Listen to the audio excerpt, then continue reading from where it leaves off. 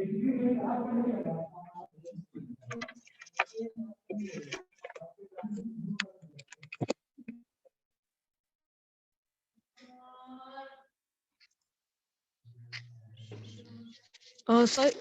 Sir, थोड़ा network issue था। अब आप कंटिन्यू कर सकते हैं।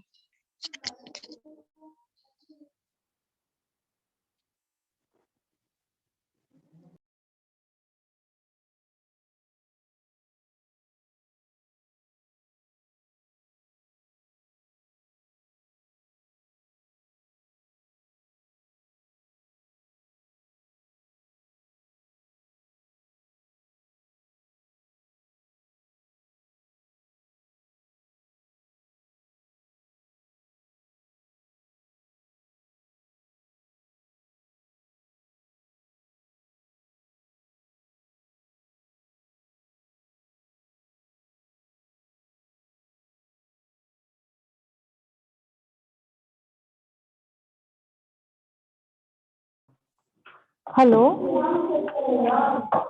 Hello hello hello Thomas sir? Yes. Yes sir, please proceed for the program sir.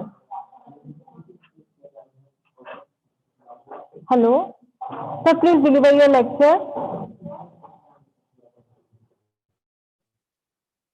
Am I audible? Thomas sir? Ma'am, his audio is not connected.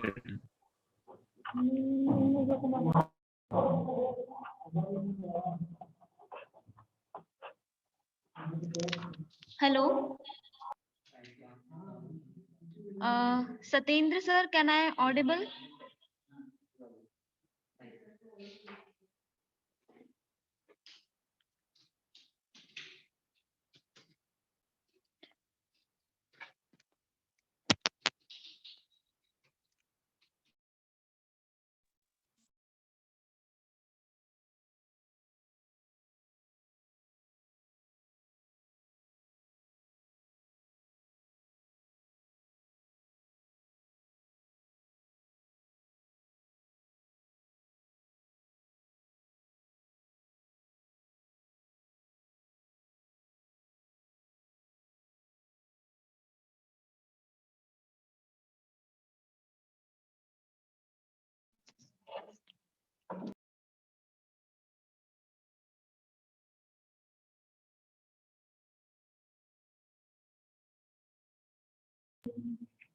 Hello Thomas sir?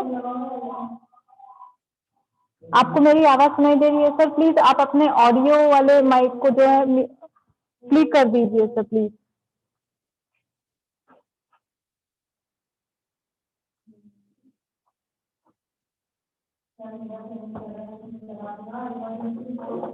Hello sir, please unmute yourself please sir.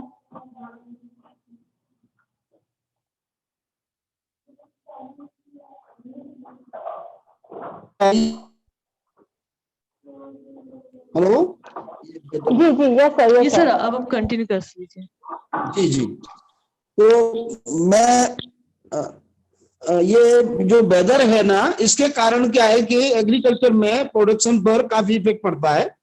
जैसे soybean में क्या है कि जिस समय dry spell, लंबा dry spell आया, उसी समय क्या है कि टेम्परेचर 37 क्रॉस किया के आसपास रहा, जबकि सोयाबीन में 34 से ऊपर टेम्परेचर जाने पर सोयाबीन स्टाइल हो जाती है, उसमें पॉलिनेशन नहीं होता है।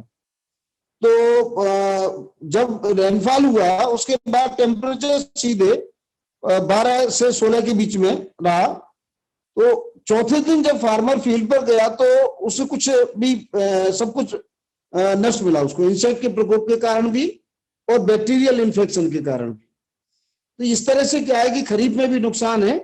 पूरे कंडीशन फॉलो करने के बाद fertiliser, seed, cultivation process, total condition follow करने के बाद भी प्रोडक्शन डाउन रहा। रबी सीजन में भी इसी तरीके से ड्रॉबैक आते हैं, जो कि जैसे अभी पानी की संभावना इस साल क्या है कि लालिनो इफेक्ट का के कारण ये सब स्थितियां बन रही हैं। 2016 में एल नीनो इफेक्ट आया था, इस साल लालिनो इफेक्ट आया है। तो लालिनो इफेक्ट के कारण ये टेम्परेचर में भारी गिरावट के आसार हैं इस साल।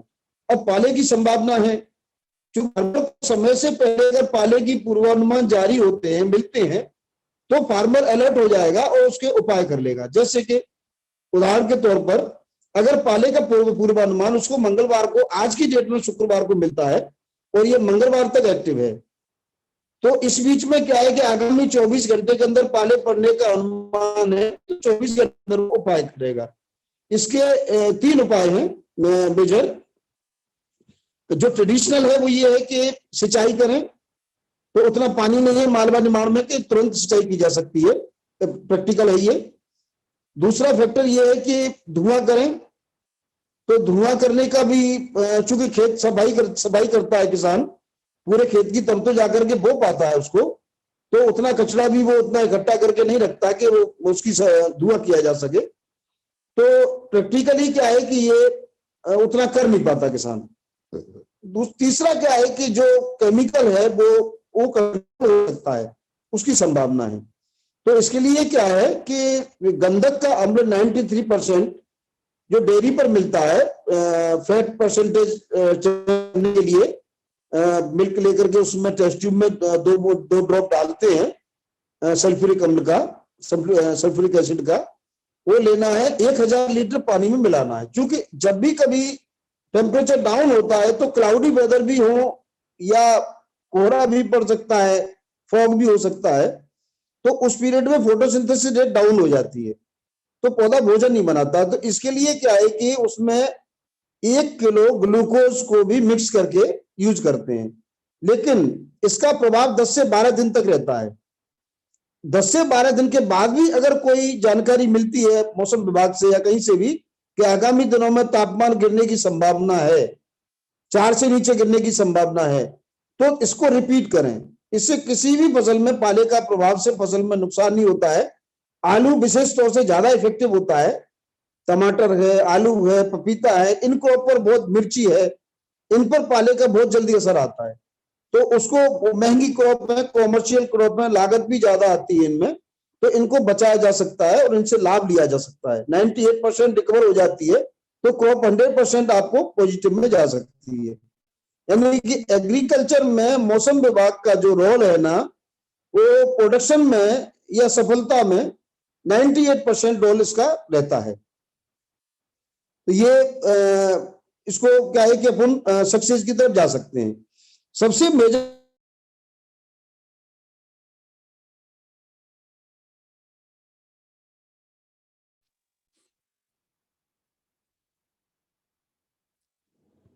हेलो, क्लाइमेटिक फैक्टर डिफरेंट होने की में परिवर्तन आने के कारण एग्रीकल्चर प्रोडक्शन इफेक्टिव होता है। इसका क्या है कि मेरे हिसाब से जो मैंने कैलकुलेट किया है उसमें ये है कि इसके 2 ही उपाय हैं, या तो किसान क्रॉप बदले या क्रॉपिंग पैटर्न बदले। तो क्रॉपिंग पैटर्न अगर बदलता है तो क्रॉप भी बदलनी पड़ेगी, क्रॉपिंग पैटर्न भी बदलना पड़ेगा। जैसे यहाँ पर क्या है कि वर्षा जो है पिछले 10 साल में लगभग 40% वर्षा जो अधिक हो रही है और पहले की तुलना में।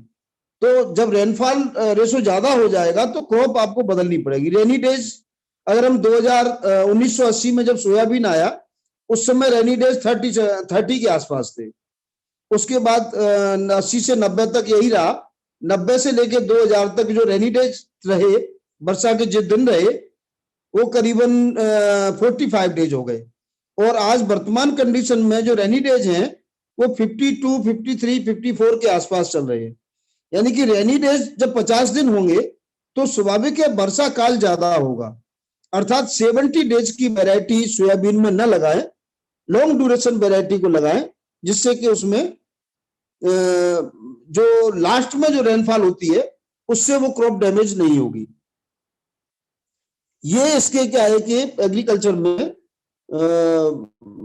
मौसम विभाग का रोल है और इससे क्या है कि हम सफलता की ओर जा सकते हैं, कृषि को लाभ का धंधा बना सकते हैं और इससे जुड़े रहना ही हमारे किसानों के लिए नितांत आवश्यक है। क्रॉप एनवायरनमेंट भी बदलना पड़ सकता है किसानों को, उसके लिए कुछ उपाय भी करना पड़ेंगे, जैसे प्लांटेशन पर ध्यान दे।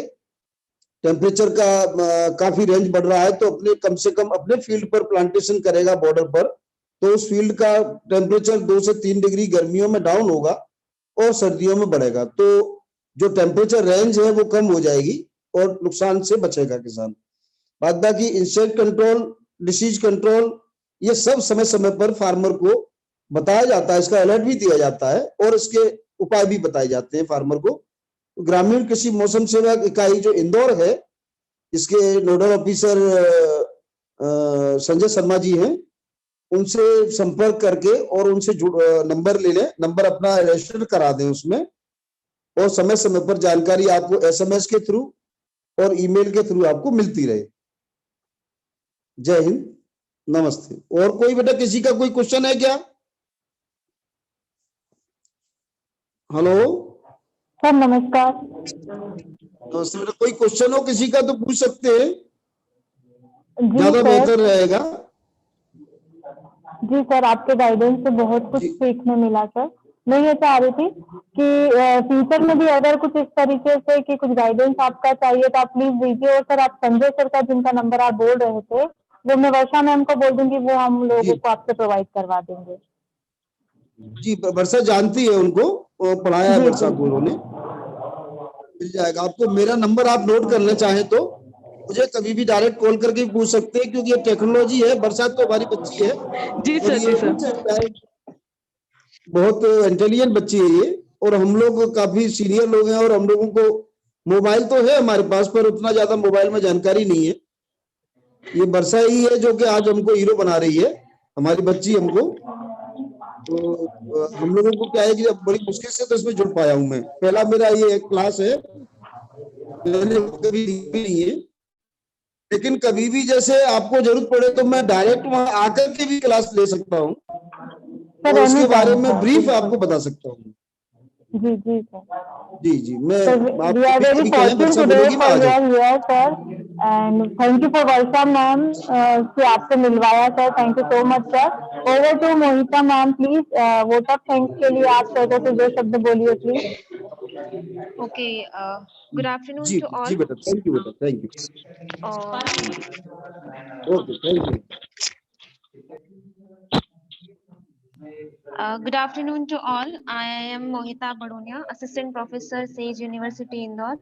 सबसे पहले मैं सर आपका बहुत धन्यवाद करना चाहूंगी कि आपने हमारे बीच आकर हमको इतना वैल्यूएबल और इतनी इम्पोर्टेंट नॉलेज प्रोवाइड करी। So thank you to all.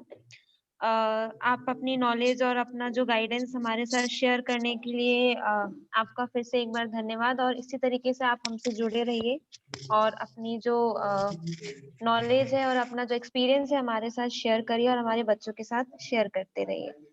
Thank you sir once जी, thank again you. for being with us. Thank you so Thank much, you to sir. all students for being connecting with us. जी, thank you.